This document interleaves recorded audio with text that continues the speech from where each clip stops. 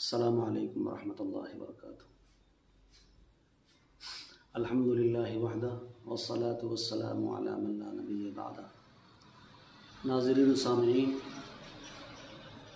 آج آپ حضرات کی توجہ اللہ کے نبی صلی اللہ علیہ وسلم کے ایک فرمان کی طرف لے جانا چاہتا ہوں۔ ایک ایسی پریشانی جس میں عام طور سے لوگ مبتلا ہیں، اور وہ لفظ ہماری زبانوں پر بھی چڑھا ہوا ہے، ٹینشن کا لفظ۔ یہ ٹینشن کا لفظ جو ہے اس میں پاور زیادہ ہے، ورنہ ٹینشن کے لفظ کو چھوڑ کر ہم پریشانی کا لفظ استعمال کریں تو اس سے زیادہ پریشانی نہیں ہوتی۔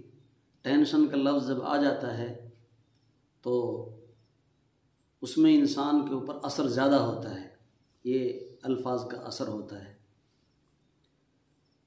اللہ کے نبی صلی اللہ علیہ وسلم نے ارشاد فرمایا، فَإِذَا غَلَبَكَ أَمْرٌ فَقُلْ حَسْبِيَ اللَّهُ وَنِعْمَ الْوَكِيلُ۔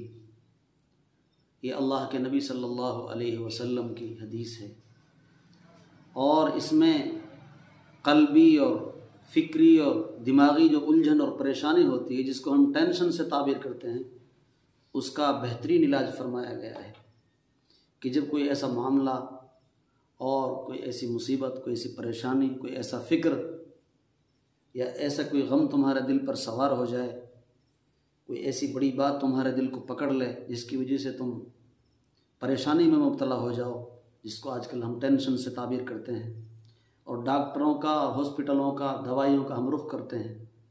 منع نہیں ہے ڈاکٹروں کے پاس جانا اور دوائیوں کا رخ کرنا، وہ بھی اللہ تعالیٰ کی طرف سے شفا کا ایک دروازہ ہے، ایک باب ہے، اور اس کی بھی ضرورت ہے۔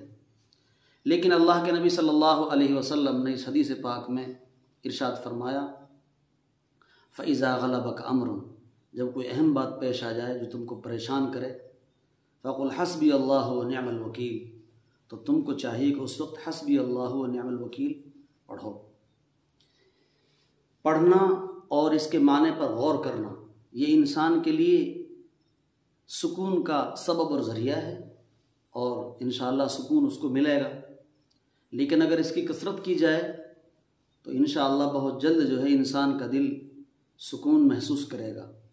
اللہ کے نبی صلی اللہ علیہ وسلم نے یہ روحانی ایسا عمل ہم کو بتلایا ہے، اگر ہم اس کے اوپر عمل کریں تو انشاءاللہ ثم انشاءاللہ اس پریشانی سے نجات مل جائے گی۔ کتنے لوگ ایسے ہیں جو ٹینشنوں میں، پریشانیوں میں، مصیبتوں میں، غموں میں، فکروں میں مبتلا ہیں، تو ان کو چاہیے کہ وہ حسبی اللہ ونعم الوکیل کو اپنا وظیفہ بنائیں۔